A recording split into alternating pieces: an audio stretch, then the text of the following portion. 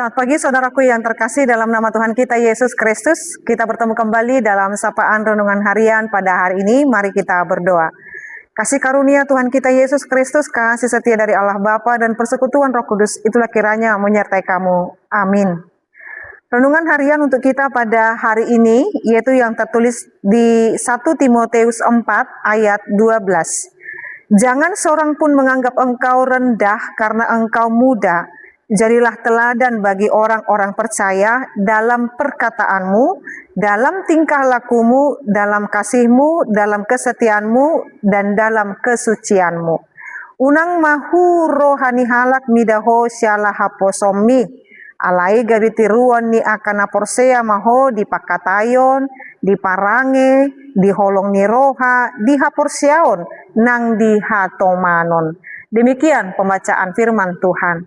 Saudaraku yang terkasih dalam nama Tuhan kita Yesus Kristus, firman Tuhan untuk kita pada hari ini mengingatkan dan memberitahukan kepada kita bahwa siapapun kita, apapun keberadaan kita, usia berapapun kita hendaknya tunduk pada penyerahan diri kepada Tuhan dan Tuhan yang menyertai kita. Ketika banyak orang mengatakan kebijaksanaan dan kecakapan, pengalaman itu didapatkan dari orang yang sudah lama hidup atau orang tua. Benar, pernyataan itu benar.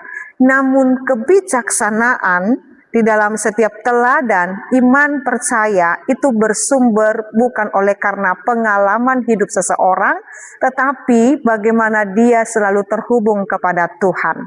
Bagaimana Tuhan dijadikan menjadi patron dalam kehidupannya. Jadi bukan persoalan kamu tua atau muda, tetapi bagaimana di dalam kemudaan atau ketuaan kita atau apapun saat ini keberadaan kita, hendaknya kita selalu mengimani yaitu firman Tuhan. Maka diingatkan kepada kita, ketika orang menjadikan faktor muda tidak melakukan pelayanan yang terbaik di hadapan Tuhan, jangan ciut nyalimu atau menjadi minder.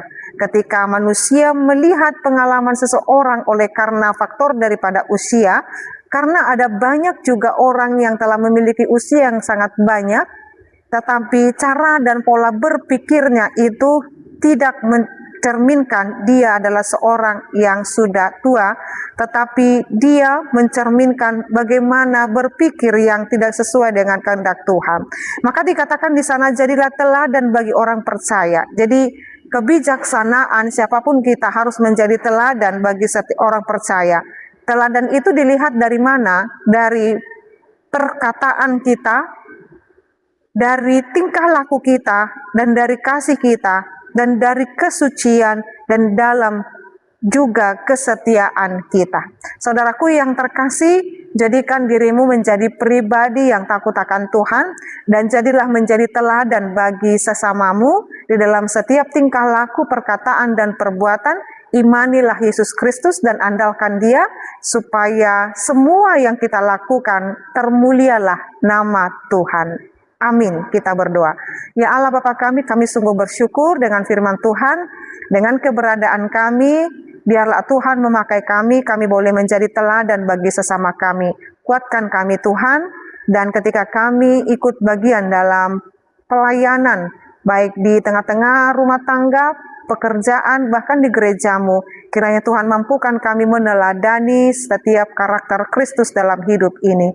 Dalam namamu Yesus Kristus dan pimpinan Roh Kudus kami berdoa dan mengucap syukur. Anugerah daripada Tuhan kita Yesus Kristus, kasih setia dari Allah Bapa dan persekutuan Roh Kudus, itulah kiranya menyertai dan memberkatimu sekarang sampai selama-lamanya. Amin. Selamat pagi saudaraku yang terkasih, Tuhan Yesus memberkati. Shalom.